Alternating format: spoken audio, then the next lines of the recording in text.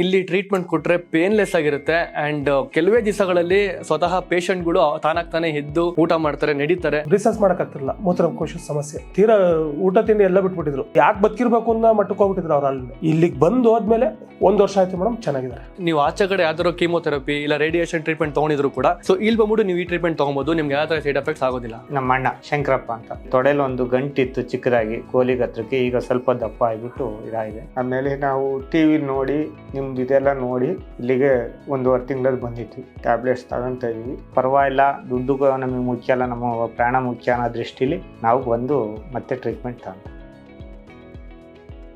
So guys, ಇವತ್ತು ನಾವು ಪುನರ್ಜನ್ ಆಯುರ್ವೇದ ಹಾಸ್ಪಿಟಲ್ಗೆ ವಿಸಿಟ್ ಆಗಿದ್ದೀವಿ. ಸೊ ಆಗಿನ ಕಾಲದಲ್ಲಿ ಯೂಸ್ ಮಾಡ್ತಿದ್ದಂತಹ ರಸಾಯನ ಆಯುರ್ವೇದ ಪದ್ಧತಿಯಲ್ಲಿ ಯೂಸ್ ಮಾಡಿ ಟ್ರೀಟ್ಮೆಂಟ್ ಕೊಡ್ತಾ ಇದ್ದಾರೆ. ಸೊ ಇಲ್ಲಿ ಕ್ಯಾನ್ಸರ್ ಪೇಷಂಟ್ ಗಳಿಗೆ ಎಲ್ಲಾ ತರ ಟ್ರೀಟ್ಮೆಂಟ್ ಕೊಡ್ತಾರೆ. First stage, second stage, final stage ಕೊಡ್ತಾರೆ. ಏನ್ ಮಾಡ್ಬೇಕು ಅನ್ನೋವಾಗ ದೇವ್ರ ದಾರಿ ಕೊಟ್ಟಿದ್ದಿಲ್ಲೇ ನಮ್ಗ. ಈ ದೇವಸ್ಥಾನ ತರ ನಮ್ಗ.